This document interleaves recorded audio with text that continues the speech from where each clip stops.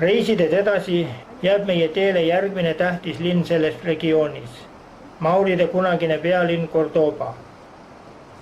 Sevillast kirdes, Guadalquiviri jõekaldal asuv Cordoba oli ennemuiste tuntud kui Andaluusia kalifaadi pealinn, kust valitseti kuni Pürenee mäestikuni ulatuvat võimsat Hispaania impeeriumit. Tollane Cordoba võis oma ilu poolest võistelda Konstantinoopoli ja Bagdadiga.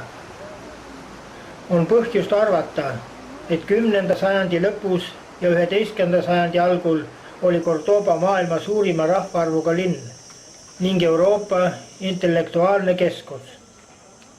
Sellest ajastust on säilinud palju omapärase stiiliga arhitektuurimälestisi. Mauri ehituskunsti meistriteoseks on siin asuv 19-lööviline hiiglasuur sammasalline ehitatud mošee, mida peetakse Umayyadi valitsusaja hinnalisimaks mälestiseks. Ainulaadse Meskita mošee ehitamiseks Guadalquiviri jõe kaldale andis käsu Cordoba emiir Abd ar-Rahman 785. aastal. Mošee pidi tulema emiiri eneshinnangule vääriline. Mošee ehitati kohale, kus asus Läänekooti kristlaste kirik. Viimastele maksti tagasihoidlik valuraha ja plats oligi vaba. Eelmine kirik oli omakorda rajatud Rooma templi varemetele. Ehituse eeskujuks võeti Damaskuse suur mošee, mis omakorda oli ehitatud Mesopotaamia Kahvu mošee järgi. Ehitus pidi olema täisnurkne, sees sammastaabil jaotatud paralleelseteks löövideks, iga löövi lõpus kibla ehk sein, mis pidi kindlasti olema Mekka suunaline. Et ehitis liiga lame ei tuleks, otsustas arhitekt asetada 4,2 meetri kõrguse samba peale veel teise 2-meetrise samba ja alles nende peale ehitas ta katusepalke kandvad kaared. Et ehitist tugevamaks muuta, ühendati kaarega ka alumised sambad. Taoline nipp loob ettekujutuse kivisest palmisalust. Kuppel mihraabi kohal moodustab komplitseeritud põimingu ning kujutab 8-arvulist tähte. Selle ülemine osa on kärgvõlv, mis koosneb omakorda väikestest ühesugustest kärgedest. Mauri arhitektuuri hobusarauakaar on nagu ära lõigatud ring, seda iseloomustab lõpetamatus ja liikuvus. Islami ehituskunsti iseloomuks on püüd luua ühele ja samale motiivile lõpmatul hulgal variatsioone.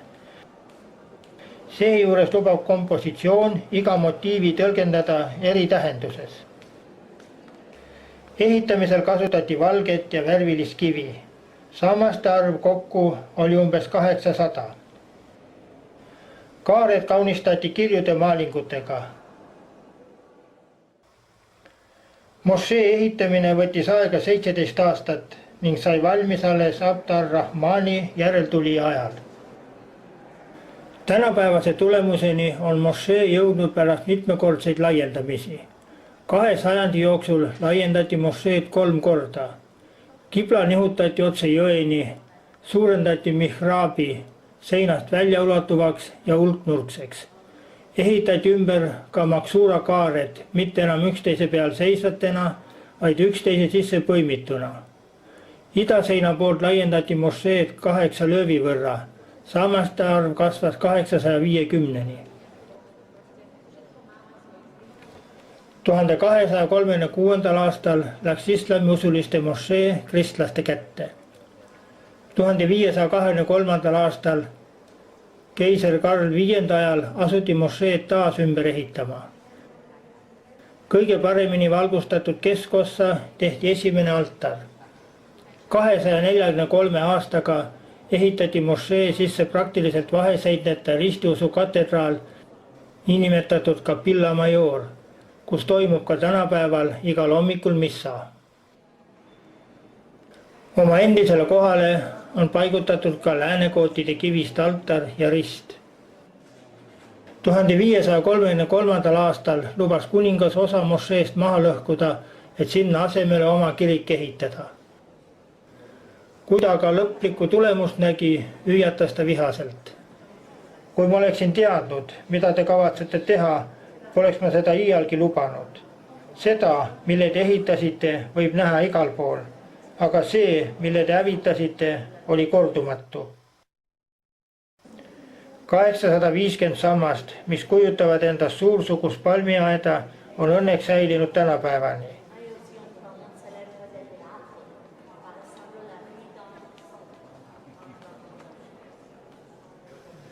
XXI sajandi algul algatati kampaania, et ka moslemid võiksid katedraalis pidada oma palvusi. See plaan aga ei leidnud heakskiitu Hispaania katoliikliku võimu ja ka Vatikani poolt, mis põhjustas 2010. aastal koguni verise intsidendi. Neljakandilisel mošeel on palju uksi, kui puudub rõhutatud peasissekäik. Meie kasutasime sissepääsuks küllaldaselt kaunistatud andeksandmise väravat, mis asus apelsiniaia kõrval. Samas asusid ka basseinid, kus moslemid enne mošeesse sisenemist pesid. Sammaskaaristuga ümbritsetud siseõue naabruses kõrgub ka endine minarett. Imposantne sild, mille kaudu me pääsesime üle jõe, on aga ehitatud vanade roomlaste poolt 1. sajandil enne Kristust.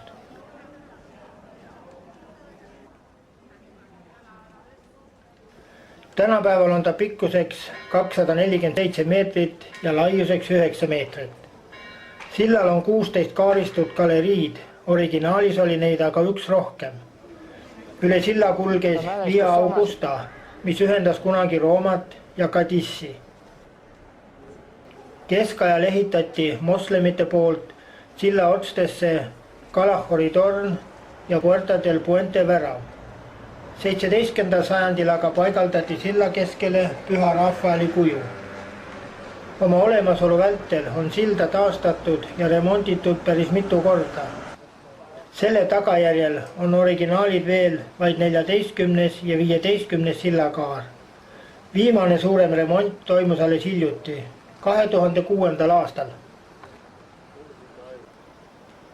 Cordobat nimetatakse siiani kaliifide linnaks. Araabia spetsiifikat on märgata siin kõikjal.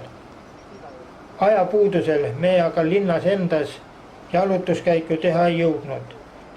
Pidime kiirustama Toledosse, oma järgmisse ööbimispaika.